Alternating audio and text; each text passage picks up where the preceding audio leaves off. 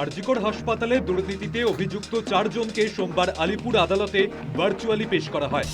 একই দিনে আরও এক অভিযুক্ত আশিস পাণ্ডেকেও আদালতে পেশ করা হয়। সন্দীপ ঘোষের আইনজীবী বলেন, ৩৫ দিন ধরে সন্দীপ ঘোষ জেল হেফাজতে রয়েছেন।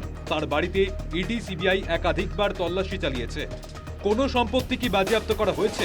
সন্দীপ ঘোষের প্রাক্তন দেহরক্ষী আফসার আলীর আইনজীবী বলেন, জেলে আলো বাতাসের সমস্যা আছে, অন্য কোনো জেলে রাখা হোক। সিবিআই এর আইনজীবী জেল হেফাজতের আবেদন করেন। সোমবার ইডি সন্দীপ ঘোষ, আফসার আলী খান, সুমন হাজরা, বিপ্লব সিনহাকে জেলে গিয়ে জিজ্ঞাসাবাদের অনুমতি চায়। বিচারক ইডির সেই আবেদন মঞ্জুর করে। অক্টোবর মাসের ৮, ৯, ১০ এবং ১৪ তারিখ প্রেসিডেন্সি জেলে গিয়ে জিজ্ঞাসাবাদের অনুমতি দেন। সকাল ১০টা থেকে বিকেল ৫টা পর্যন্ত জিজ্ঞাসাবাদ করা যাবে বলে জানিয়েছেন বিচারক।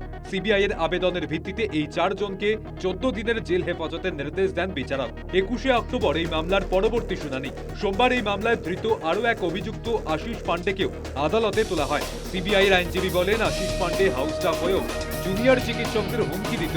আরজিকরে হাউস স্টাফ নিয়োগের সিদ্ধান্ত নিত আশিস পাণ্ডেই। আশিসের একাধিক ব্যাংক অ্যাকাউন্টের হদিশ পাওয়া গিয়েছে, সেখানে লেনদেনের হিসেব খতিয়ে দেখা হচ্ছে।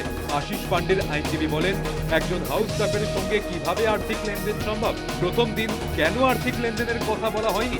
শুনানি পর্বের পর আশিস পাণ্ডেকে আরও ৪ দিন সিবিআই হেফাজতে রাখার নির্দেশ দেন আদালত। News time.